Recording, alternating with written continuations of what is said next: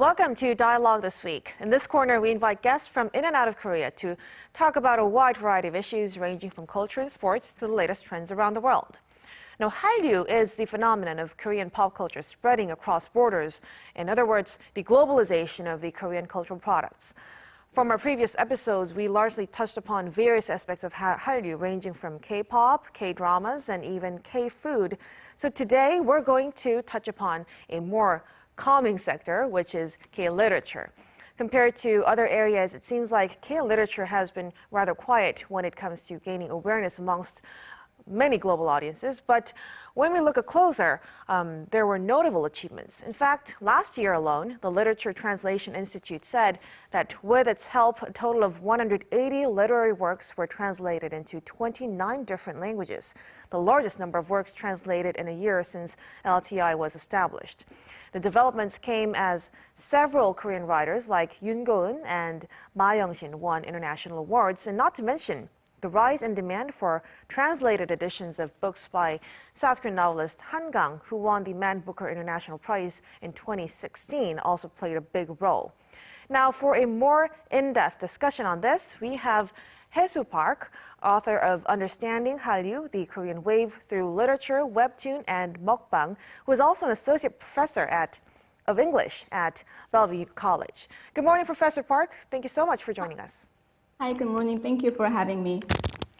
So, Professor, in your book, Understanding Hallyu, you explore the less mainstream parts of Hallyu literature, webtoons, and mukbang. So first, I must ask, how did you become interested in Korean literature? And also, as an English professor, how is it different from English literature? I was born, raised, and educated mostly in Korea, so I grew up reading Korean literature. But as I was doing my graduate studies in the US, I shifted away from Korean literature because I was doing Asian American literature as my focus.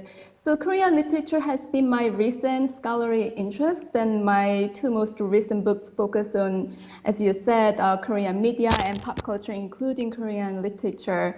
So to me, Korean literature is scholarly but also personal.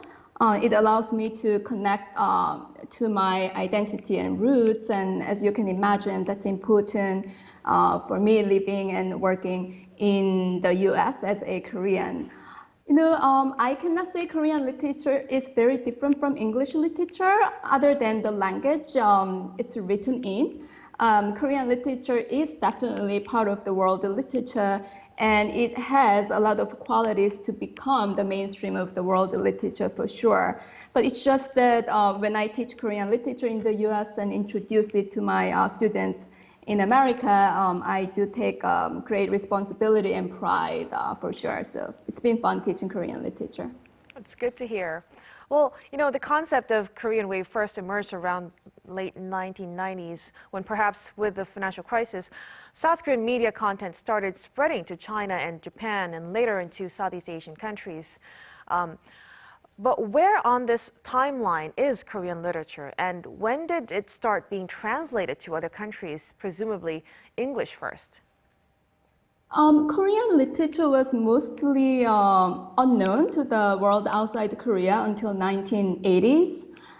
To the best of my knowledge, The Flowers of Fire, which was one of the first anthologies of Korean literature translated to English, was published in 1974. And when it comes to the translation of novel-length individual work, it wasn't until 1985 when the first modern Korean novel was published in the West in English.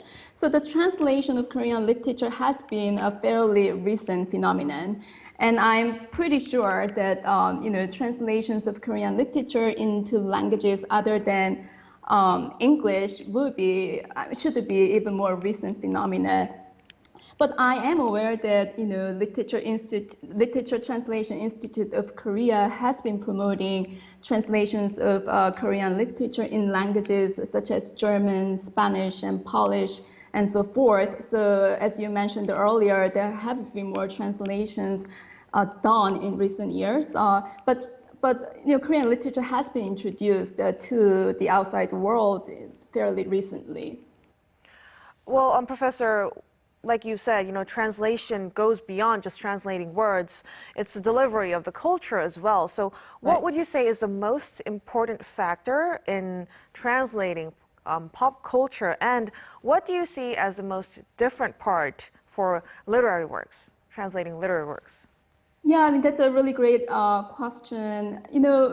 It's not unusual to see, I mean, when it comes to the consumption of Korean pop culture, the linguistic commonality seems to be the least important matter. It's not unusual to see thousands of people who have no idea about Korean, shout their hearts out at concerts by Korean boy bands and girl bands. So the language, it doesn't matter for you to become the fans of K-pop and K-dramas and so forth. But the literature is, of course, very different because literature primarily relies on the delicacy, nuance, and specificity of language, right? So when it comes to the globalization of Korean literature, translation becomes an important matter. And as you say, translation is not simply changing one language to the other language. It's a very complicated, multi-layered process. And the act of translation itself has many political, cultural, and social implications.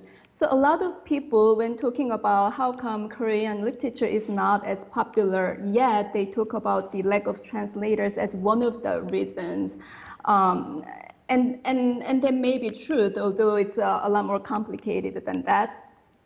So we do need better and more skilled translators, and recently we have seen good progress in the translation area, but there's still more work to be done. Right. Well, Professor, like I've mentioned in the opening, South Korean author Yoon Go-eun novel The Disaster of Tourists was the first in Korea to win a CWA Dagger Award out of the UK, and Ma Young-shin's graphic novel Moms won the Harvey Award for the Best International Book of the Year. And also, a team of translators was recognized by the US-based Modern Literature Association as they awarded the team for Yisang selected works. For the first time, the award was given to a work of Korean literature. Now, seeing all these achievements, how is Korean literature being accepted abroad, and what do you think works with the readers? I think it's easier for me to talk about it in a context of teaching because that's what I do currently. Korean literature is still less unknown to students and to general public. Generally speaking.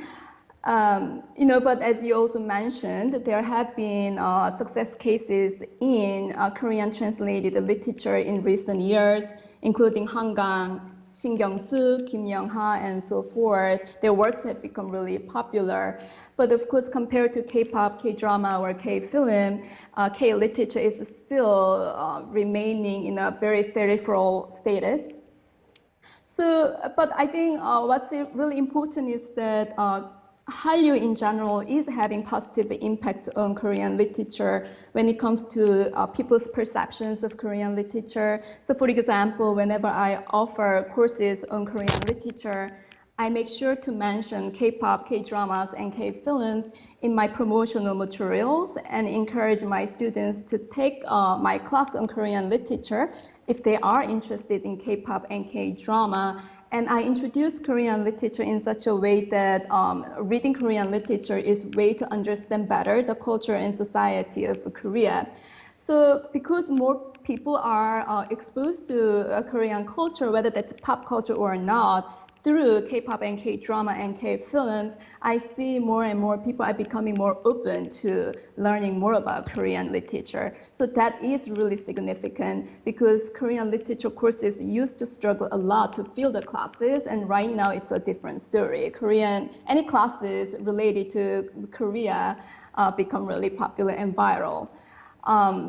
So in the larger context, we see Korean literature being part of the Hallyu, the discussion of the Hallyu, in a sense that it is benefiting from the Hallyu phenomenon.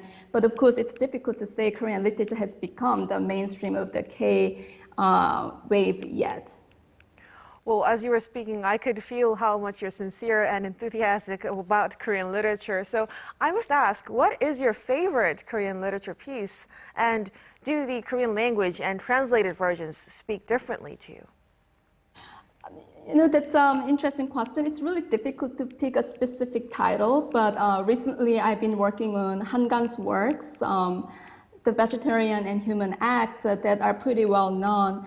I like her work because her novels, especially those two novels, are aesthetically really rich and complex. And as a literary scholar, it's always exciting to encounter authors who are innovative with the literary forms, styles, and techniques. And I'm also interested in comics, Korean comics, and recently I've taught Anko's Bad Friend that went really well. So these are really great examples of Korean literature that have been receiving favorable responses in the U.S. and many other transnational locations of the world. And yeah. Well, I must have a look at them too. Well, Professor, literature has a rather particular audience, perhaps a narrower following than music, films, or sports. But would you say Korean literary work qualifies to be part of the Hallyu? Of course, it qualifies in a sense that, as I mentioned earlier, in a sense that, Korean literature can be beneficial in the context of a Hallyu. But again, it's slightly difficult to say, K literature is becoming a major part of a Hallyu just yet. And I think there are many reasons for that. And of course, the translation is one reason, which I talked about briefly. But another thing to consider when it comes to Korean literature and Hallyu is the medium specificity. And what I mean by that is that the ways in which Korean literature is circulated and consumed are very different from the ways in which, say, K-pop and K-drama are circulated. K-pop and K-drama can be easily digitized and circulated by a wide range of audience at any time and places, and often at little to no cost. And they often go viral online, and that virality in the online space plays a crucial role in terms of advertising, marketing, and promoting Korean popular culture.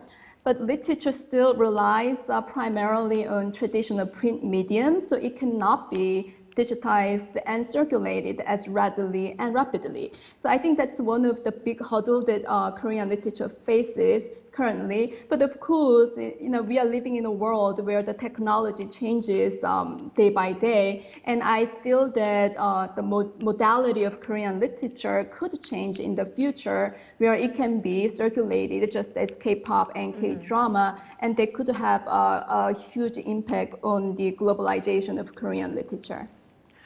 Now, Professor, let's shift our focus to webtoons. So webtoons are perhaps slightly different in the sense that they are more visual and have more exposure, as they've been adapted to many Korean dramas like Itaewon Class and Netflix's Sweet Home, and most recently Hellbound, which was another huge hit. Now, again, the Hallyu popularity spectrum, where do you see webtoons? Where do you think it stands? Webtoon is huge, actually, and I'm very surprised that not many people talk about Webtoon. I've recently written about Webtoon, and as I was writing my book, I learned more about the popularity of Webtoon and its larger impact, and I was pretty impressed. Webtoon, like for example, Naver, one of the largest search engine in Korea, launched its global Webtoon service, Line Webtoon, in 2012. And in just 2 years, in 2014, they acquired 18 million global readers. And that's a significant number within such a short period of time. So Webtoon's popularity is pretty phenomenal. But as you mentioned too, what's also really interesting about webtoons is the fact that webtoons are often adapted into other pop cultural content such as dramas and films, and they become popular globally. So webtoons are important not by themselves, but they are important precisely because they lead to other cultural contents. All right. Now, Professor, we have lots to talk about, but just I think we're running out of time. So before we let you go, our last question. I'm curious, is Korean literature just taking longer to become as popular as K-pop, K-dramas, or K-beauty, or should we be looking at it in a different way? I think we have to look at it in different ways.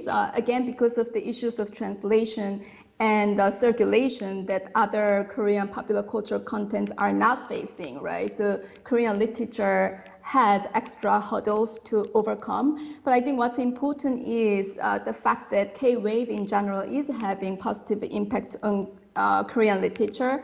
So I think the timing is right to globalize Korean literature, and it is the time for us to think more actively about how to make Korean literature a more major part of the K-wave. So I think we really need to capitalize on the K-wave and Hallyu in order to make Korean literature more significant in the global setting. All right, Professor Park, I heard that it's quite late from where you're located now. Thank you so much for making time for us. I wish you all the luck in your future endeavors. Thank you very much.